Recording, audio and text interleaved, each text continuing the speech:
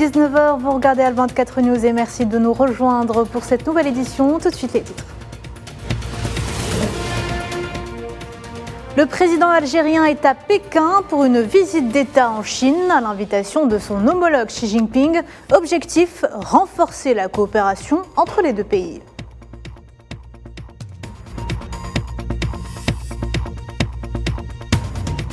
Et entre Alger et Pékin, des relations stratégiques et une profondeur historique. On le verra dans cette édition avec un reportage spécial.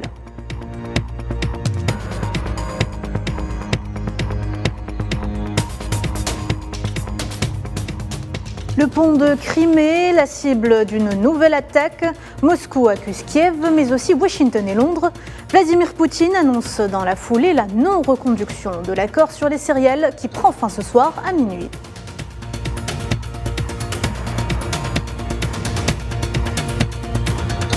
Et enfin, autre expiration ce lundi, celle de l'accord de pêche Union européenne-Maroc, étendu illégalement au Sahara occidental occupé.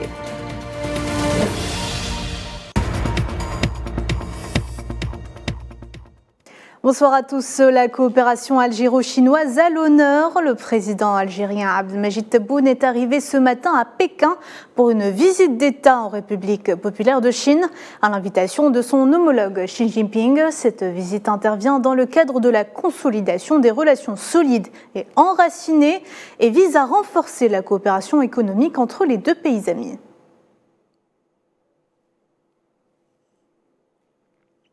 Et lors de cette visite d'État en Chine, le président de la République Abdelmadjid Tebboune s'entretiendra avec le président chinois Xi Jinping, l'homme fort de ce pays, au parcours et ascension politique remarquable. Le monde observe avec fascination les gigantesques changements intervenus en Chine ces dernières décennies. Portrait de l'homme qui est à la tête de l'un des plus puissants pays au monde avec Sofiane Baroudi.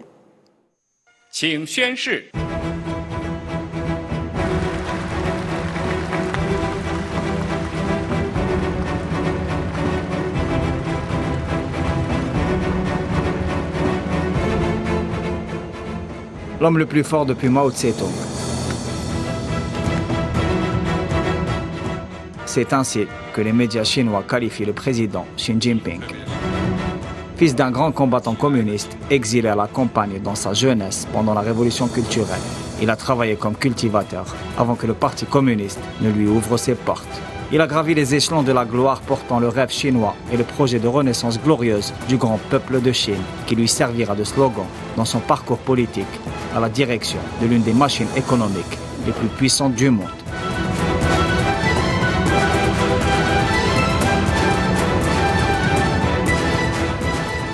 Élu président de la République populaire de Chine en 2013, puis réélu en 2018, avant d'être consacré pour un troisième mandat historique en mars de cette année. Une décennie durant laquelle la Chine s'est transformée d'ami non fiable du bloc occidental en un rival stratégique, voire un adversaire de celui-ci. Une vision qui incarne celle qu'a adoptée le président Xi pour son pays, un rôle de pivot mondial pour une Chine unifiée, se confrontant sur un pied d'égalité avec l'Occident, voire le surpassant sur plusieurs niveaux.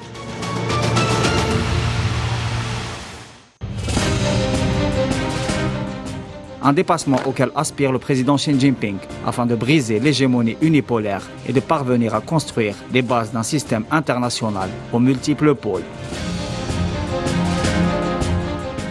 Une aspiration qui croît avec la montée de la Chine comme grande puissance productive et économique, finançant les projets d'infrastructure et multipliant les investissements partout dans le monde à travers le projet des nouvelles routes de la soie, mais aussi comme acteur géopolitique, exportateur de stabilité dans les régions les plus complexes du globe.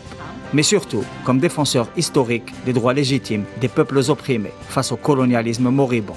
À l'exemple de la cause palestinienne, la République populaire de Chine a réussi la prouesse diplomatique de faire parvenir l'Arabie saoudite et l'Iran à un accord historique, après l'échec de plusieurs initiatives, inscrivant ainsi une avancée sans précédent, celle de l'espoir retrouvé d'un apaisement dans un Moyen-Orient chargé pendant des années de multiples tensions et d'infinies complications.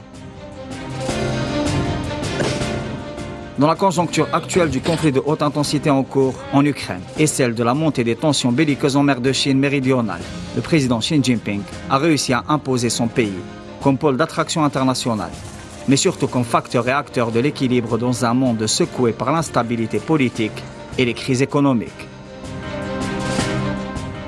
De ces camps s'incarnent sans doute les contours du système mondial que la Chine appelle de ses voeux. Celle où Xi Jinping déclare que son pays connaît un changement, un bond qu'elle n'a pas connu depuis plus de 100 ans et qu'il est l'un de ceux qui conduisent ce changement profond, cette transformation, à bon port.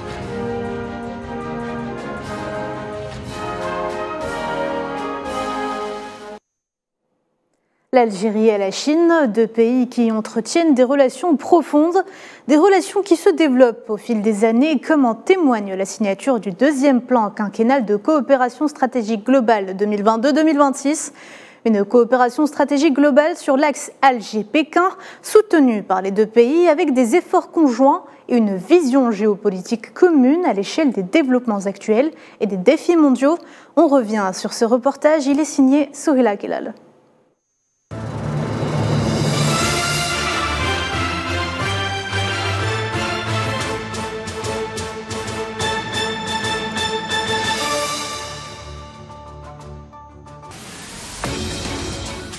Entre l'Algérie et la Chine, il existe des relations historiques ancrées, devenues stratégiques et un partenariat multidimensionnel qui ne cesse de s'élargir à une cadence sans cesse croissante durant les dernières années. Sur le plan historique, la Chine et l'Algérie ont établi les relations officielles diplomatiques, même avant l'indépendance de l'Algérie. On est vraiment des pays frères.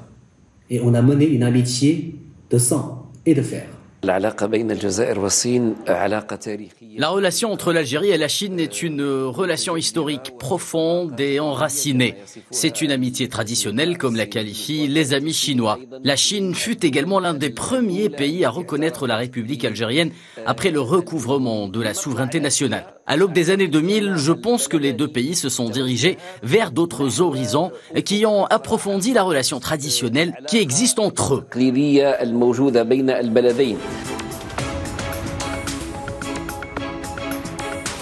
Une volonté commune et persistante chez Alger et Pékin de renforcer la coopération et le partenariat couronné depuis par la signature du deuxième plan quinquennal pour la coopération globale 2022-2026.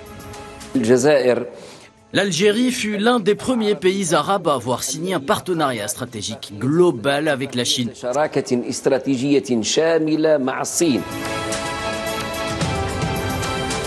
Et depuis la signature de ce plan, l'Algérie connaît une ruée des investisseurs chinois, notamment dans le secteur de l'énergie et des mines. D'énormes projets aux ambitions économiques prometteuses ont été le fruit à l'image de la mine de Garachbilet au sud-ouest de l'Algérie, ou encore celui du phosphate intégré à Tébessa, à l'est du pays.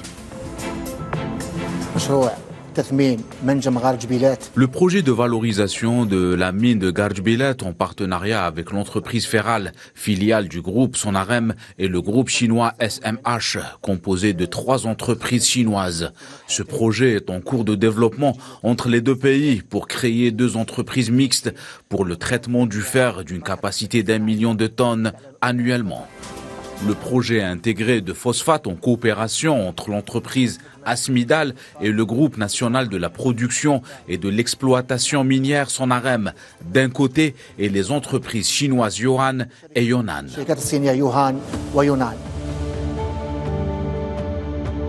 L'énergie prend également sa part de partenariat à travers la signature de nombreux contrats entre le groupe algérien Sonatrach et le chinois Sinopec. Le plus important partenaire chinois de Sonatrach est l'entreprise chinoise Sinopec, qui a signé en mai 2022 un contrat pour l'exploitation du bassin de Zarzaitin avec le groupe de Sonatrach. Ces partenariats et ces mémorandums d'entente permettront de réaliser des investissements de près de 490 millions de dollars entre les 2 entreprises. Ils vont également permettre de récupérer ce qui avoisine les 95 millions de barils de pétrole.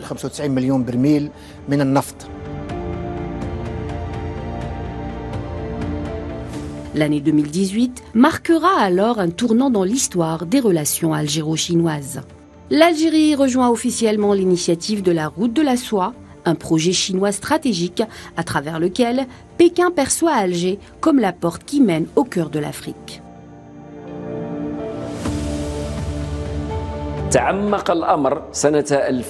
Les relations se sont renforcées en 2017 quand l'Algérie a officiellement intégré l'initiative de la Route de la Soie. On était parmi les premiers pays africains à rejoindre cette initiative. C'est un partenaire fiable, un ami qui nous respecte en tant qu'État, qui a des ressources et un poids dans la région. L'Algérie n'est pas uniquement une opportunité économique pour les entreprises chinoises, elle est la porte principale qui mène vers toute la région d'Afrique. Cette année, 2023, s'embarque le 65e anniversaire de l'établissement de notre relation. On est vraiment sur le nouveau point de départ. Je pense qu'alors, avec nos efforts consentis, nous voulons transformer tout genre de notre potentialité en des fruits tangibles et substantiels.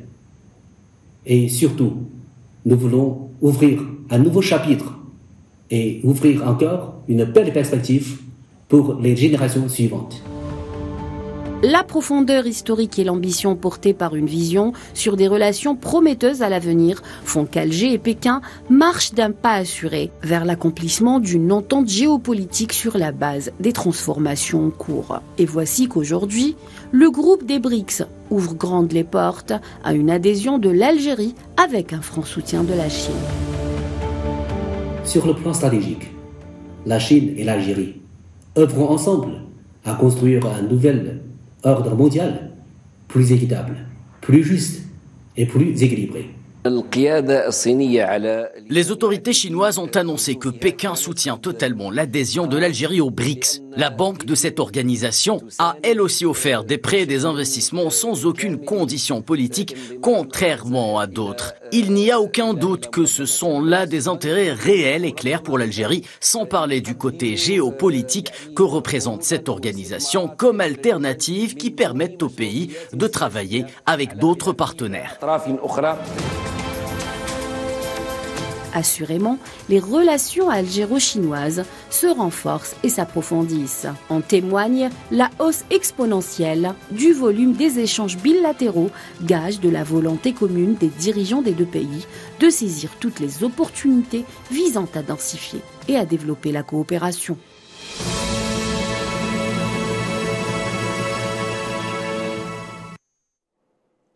On passe au reste de l'actualité. 2 personnes sont mortes après que le pont de Crimée ait été attaqué ce lundi. La circulation sur le pont a été temporairement interrompue. L'attaque a été qualifiée de terroriste par le comité antiterroriste russe. Dans sa condamnation, la porte-parole du ministère russe des Affaires étrangères, Maria Zakharova, a accusé le régime de Kiev ainsi que Washington et Londres d'être derrière l'attaque.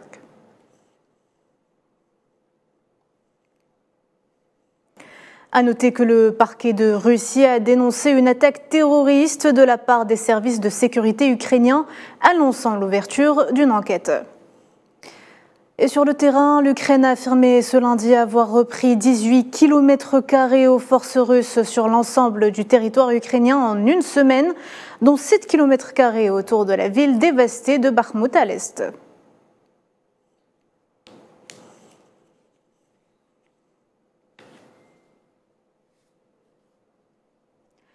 Dans les heures qui ont suivi l'attaque, la Russie a annoncé que l'accord sur les céréales ne sera pas renouvelé et les réactions s'enchaînent. Moscou a notifié officiellement Ankara, Kiev et l'ONU de ses objections à la reconduction de l'accord. La Russie reviendra immédiatement à sa mise en œuvre dès que la partie russe de l'accord sera réalisée. Mohamed Wali Ben Chaban. Antonio Guterres. À quelques heures de l'expiration de l'accord céréalier de la mer Noire, jugé crucial pour l'alimentation mondiale, la Russie décide de mettre fin au corridor céréalier et pose ses conditions pour reconduire l'accord. Après la décision du Kremlin, les réactions se sont enchaînées. I deeply regret the decision by the Russian Federation Je regrette profondément la décision de la Fédération de Russie de mettre fin à la mise en œuvre de l'initiative de la mer Noire, y compris le retrait des garanties de sécurité russes pour la navigation dans la partie nord-ouest de la mer Noire. Cette initiative a assuré le passage en toute sécurité de plus de 32 millions de tonnes de produits alimentaires depuis les ports ukrainiens. Le programme alimentaire mondial a expédié plus de 725 000 tonnes pour soutenir les opérations humanitaires. Via un post Twitter, la présidente de la Commission européenne, Ursula von der Leyen, a fermement condamné la décision de Moscou. Le chef de la diplomatie étrangère de Bruxelles est désormais sur la même longueur d'onde et manifeste sa posture sur les révélations du Kremlin. Je suis vraiment désolé de dire qu'aujourd'hui, la Russie a refusé de prolonger cet accord et c'est quelque chose de très grave qui va créer beaucoup de problèmes pour de nombreuses personnes dans le monde. Nous, de notre côté, ferons tout ce que nous pouvons à travers nos voies de solidarité afin de rendre disponible le grain ukrainien. Ankara, de son côté, est convaincu que la Russie pourrait reconduire cet accord humanitaire. Malgré la déclaration faite aujourd'hui, je crois que mon ami Poutine, président de la Fédération de Russie, souhaite la poursuite de ce pan humanitaire de l'accord sur les céréales de la mer Noire. Le mois prochain, nous aurons l'occasion de discuter de toutes ces questions. Nous parlerons également de la manière dont nous pouvons agir pour ouvrir la voie à l'expédition de céréales et d'engrais russes. Aujourd'hui, à minuit, les accords de la mer Noire cessent d'être valides. La Russie demeure ferme à ce sujet. Les attaques sur le pont de Crimée ne font que compliquer l'existence. Une autre expiration ce lundi, celle de l'accord de pêche Union européenne-Maroc, étendu illégalement au Sahara occidental occupé. Il arrive à échéance sans négociation en vue pour un éventuel renouvellement dans l'attente d'une décision finale de la Cour de justice européenne en fin d'année, entraînant une suspension de l'activité de la flotte européenne dans les eaux sahraouis, compte tenu du statut distinct et séparé de ce territoire aux grandes dames du régime marocain. Naïla Hamouda. Énième défaite diplomatique pour Rabat, une victoire de plus pour le Sahara occidental. L'accord de pêche Union européenne-Maroc a expiré ce lundi. Bruxelles ne veut plus entendre parler des négociations avant que la Cour de justice européenne ait rendu verdict fin de l'année en cours. Bon nombre d'observateurs estiment que le refus de Bruxelles de retourner à la table des négociations signerait la fin de l'accord qui institue le pillage des richesses halieutiques du peuple sahraoui, mais pas que. Invité dimanche soir à l'échiquier international, Saïd Ayachi, président du Comité national algérien de soutien au peuple sahraoui, a estimé que l'Union européenne devrait respecter sa propre justice. L'Union européenne doit respecter sa propre justice, puisqu'elle est en faveur du Front Polisario. Et puisqu'elle est en faveur du Front Polisario, les accords avec le Maroc en ce qui concerne la pêche, mais aussi plus tard pour les produits agricoles, phosphate et autres, également, oui. seront donc, disons, au profit du peuple sahraoui, comme l'énoncé du jugement le porte de façon très claire. Pour rappel, plusieurs voix se sont élevées au sein du Parlement européen pour dénoncer le pillage des ressources naturelles du Sahara occidental et l'inclusion des territoires sahraouis occupés dans la signature d'accords illégaux, réaffirmant leur engagement en faveur de la légalité internationale, ainsi que leur soutien aux revendications historiques du peuple sahraoui pour la défense de ses droits politiques, sociaux et économiques. La stratégie économique de l'occupant marocain au Sahara occidental prend un coup et les risques sont grands. L'effet domino n'est pas à exclure quant à d'autres secteurs pour lesquels le Maroc et l'Union européenne ont également institué le pillage des ressources naturelles et autres richesses du sol sahraoui à travers des accords illégaux. C'est la fin de ce journal, merci de l'avoir suivi. Vous pouvez revoir cette édition sur nos réseaux sociaux ou en scannant le QR code qui s'affiche en bas de votre écran. Quant à moi, je vous dis à demain.